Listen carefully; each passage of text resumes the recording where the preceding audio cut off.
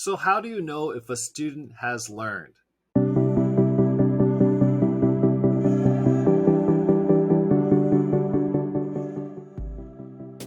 For those of you who don't know me, my name is Dr. Jeff. I'm a teacher, instructional coach, civic lead, and teacher educator.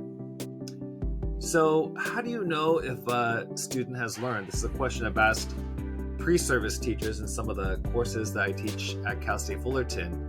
And sometimes I'll get an answer like this, where the pre-service teacher will share, when I look into the eyes of my students, I could really tell that they're getting it. Now, first of all, let me just say, I don't think we could really tell what's going on in the mind of our adolescent youth. And second of all, when you have 30 kids in there, 40 kids in there, it's hard to know what everyone is really thinking. So really, this idea of assessing student learning, it's so critical and so important. And then I've also talked to other teachers in regards to how do you know that a student has learned? And a teacher might say, if I covered the material, I taught it. I covered it, I taught it. But sometimes that doesn't really correlate to student learning.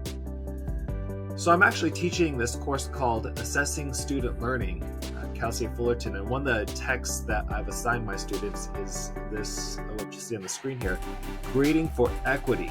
What is it?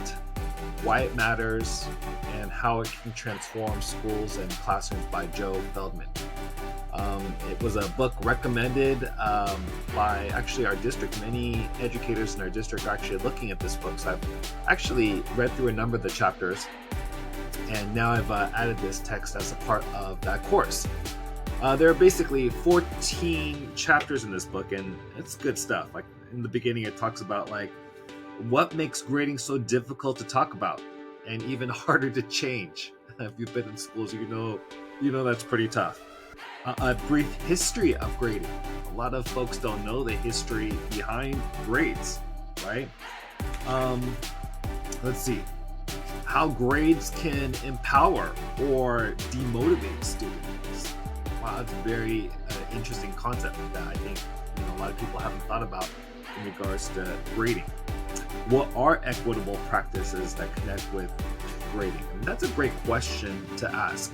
And so this book has 14 chapters, and I thought I would create vlogs on some of these chapters, not really summarizing it, but rather giving some commentary on points that I thought were interesting. Sometimes I think I might definitely resonate with some of the points, and other times I think I could maybe talk back at the text and maybe even disagree or agree. I don't know. We'll see.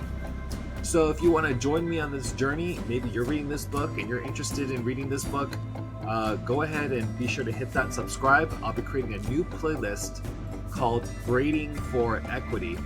And I think this is an important topic to cover as educators. And I think definitely connects with what Ed Family is all about, helping our students to find out what they are good at so that they can do good with it. This is Dr. Jeff from Ed Family, signing out.